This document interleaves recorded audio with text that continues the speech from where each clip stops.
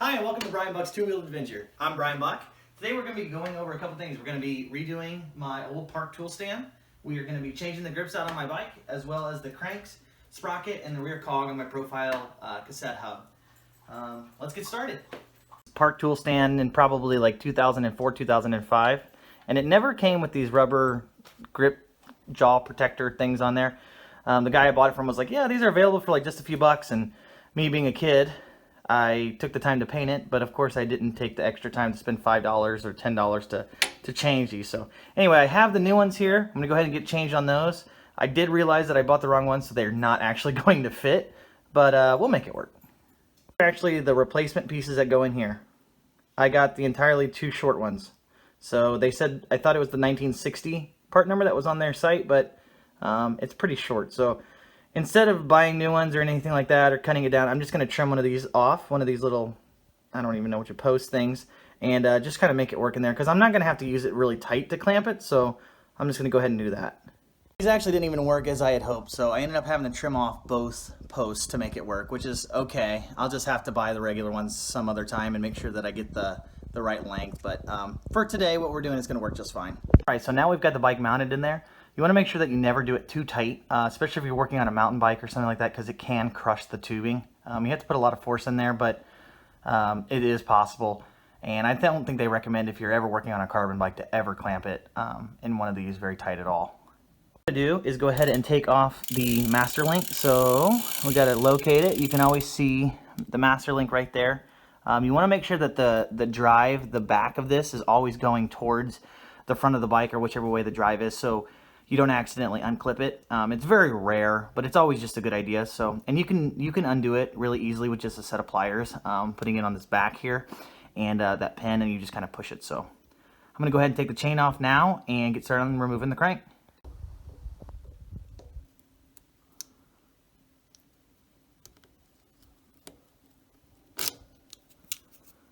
I was trying to do that one-handed. I don't think I'm going to do it, but you can see how easy it is to just unclip. Oh, there we go. Okay, yep. And you just kind of, you know, work it around and it'll come right off. Faceplate there, and then you're going to have your final little piece there, and then the chain will come right off.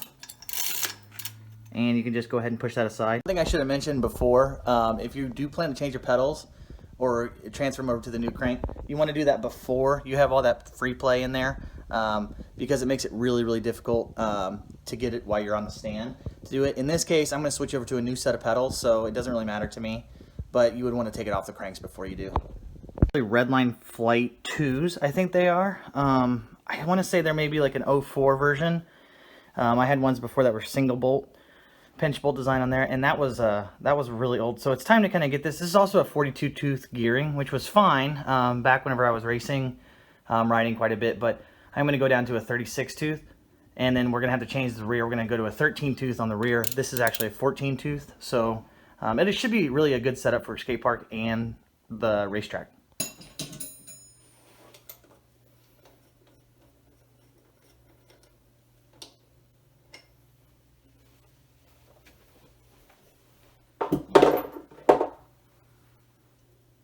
Crank should slide right out.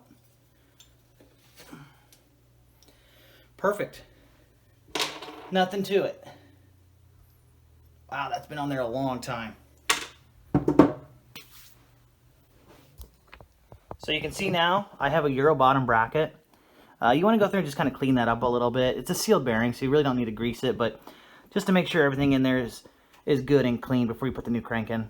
That's what we're going to be putting in. What's really special with me is that I did go ahead and opt for the all titanium hardware. So this is a titanium spindle. It's so ridiculously light, and it has the titanium bolts on the ends too.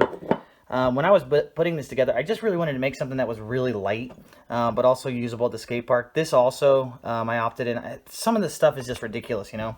I think that bolt to go to a titanium over the chromoly was like $16, and the spindle was like $78 or something. So it is a significant jump, but I really wanted to spend a lot of extra time to get this right on this build. And the other side about that too is that whenever I was a kid and I was racing, I had to fund everything myself. So I always wanted the titanium parts and always the trick parts for my bike and to go faster, but I couldn't really ever afford it. So now I'm at a point where, you know, I can do it. I don't really have the time always to ride like I could whenever I was a kid, but I do have a little bit more money these days, which is really nice. So I wanted to spend it. I wanted to spend just to get that nice little upgraded piece. I'm running into right away, snafu, that's for all you you mid-school guys out there if you catch that reference, but the first snafu I'm running into right away is that the titanium spindle I ordered is for a freestyle bike. Pulling this out, I realized that my old crank spindle was actually for a race bike. There's a little bit of a difference there. I think it'll be okay because I got the cone washers and that's pretty thick, so I think that'll be fine. But just kind of disappointing. Kind of a Frankenstein as to where it is technically a race bike, but it also has a lot of freestyle geometry. So getting parts for it, the right things, are a little bit difficult, and I must have just mismeasured.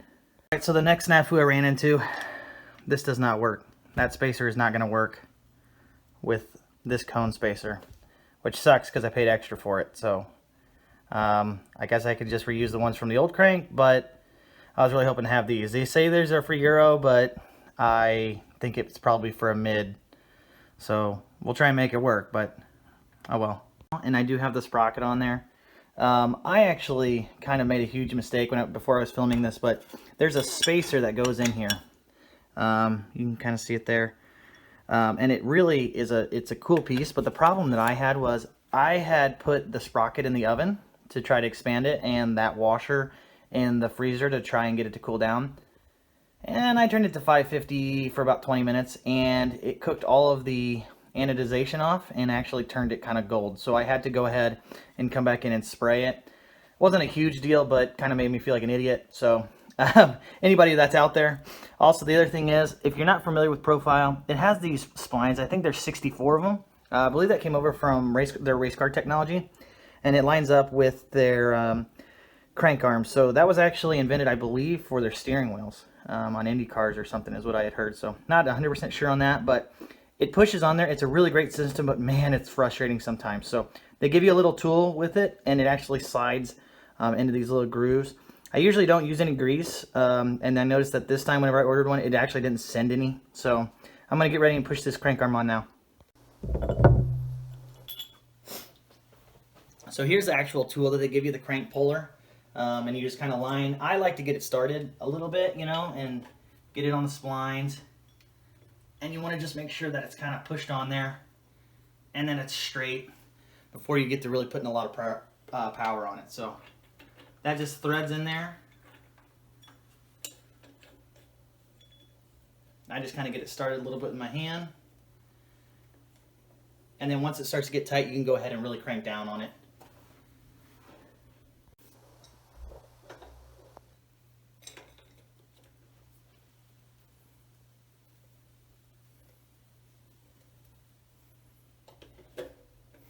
And it's always good to just kind of check it once in a while, because you don't want it to pull all the way, because you want to make sure you have a lot of room left over for your other side.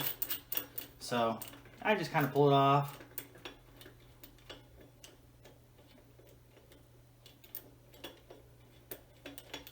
And just kind of check it.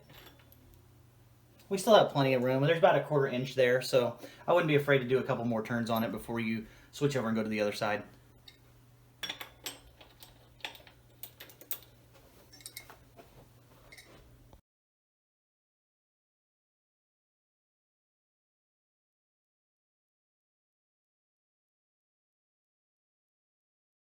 So one of the things that was always the bane of my existence was making sure that I got these crank arms lined up just right. So I was always afraid I was going to be off by one spline. But I think we're good to go, so I'm going to go ahead and push the other side on now then.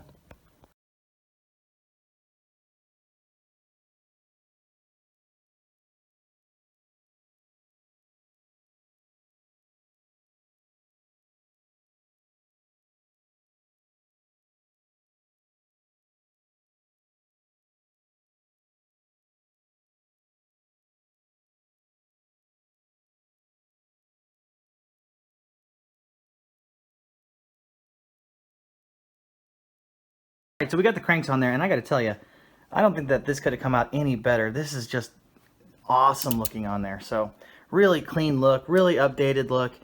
And I checked the spindle heights, or spindle weights, excuse me, and they're crazy different from the chromoly one that was on there before. So next thing we're going to do is actually change this cog. So This is a Profile Mini cassette. It was new, I don't know, quite a while ago, but we're going to go ahead and change that tooth, or that cog out for one tooth smaller. And I don't have a chain whip, so I've got an idea to pull that off without having to use one. So we'll see how it goes. All right, cool. So I actually saw this trick on an internet video of a couple of guys doing it for an oil filter for like a truck in like, I don't know what country. But I'm going to hopefully do the same. So I'm going to wrap the chain around and I'm going to run it, because the cog that's on there, the cassette's going to want to spin while you're trying to back off this nut, the nut that holds the cassette on, or the cog on. So you're just going to run it through one end of the box and wrench. That one's not big enough, so hang on. You're going to run it through the box end wrench. One side. If I can get it here. One side there. And then the other end of the chain. And you're going to pull it tight. And you're going to hold it like that. And then just slip this over it.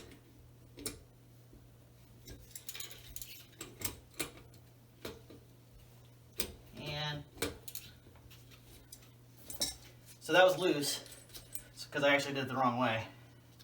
But that's how it would go. That's how it would go. So it worked exactly as planned, I mean. So then that cog is going to come off. So this is a 14 tooth. It just slides on the spines, the splines there. I'm going to clean it up a little bit, and then I'm going to put on the 13 tooth.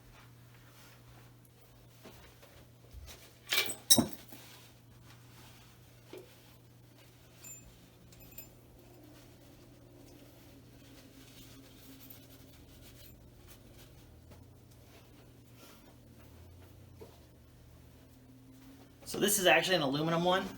Let's see, let's make sure it goes right on. Come on. Aha. So it's actually aluminum, because so it comes in that cool gold color. And it just slides right on. And you'll have your lock ring there. And this time you can actually tighten it. It's got really fine threads though, so you want to be really careful. But you can actually tighten it, theoretically, because the cassette is going to actually go the other way now. So as you tighten it, it'll actually tighten. And then it just goes right back on. If I can ever get it started. There we go.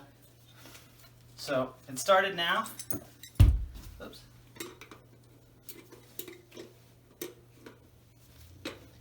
And it's aluminum, so you don't want to over tighten it, but just get it tight, nice in there, and then it's ready to go back on. The last thing to do is cut the chain to length, and I probably won't go over that because most people know how to cut a chain, and fit it on there and then get it tight. So be right back. Alright, so now we've got the chain on, we got it cut, we got the cranks, the pedals are back on, the sprocket's been changed, everything is good to go. Ran through everything, it's smooth, it's all aligned, it's really good.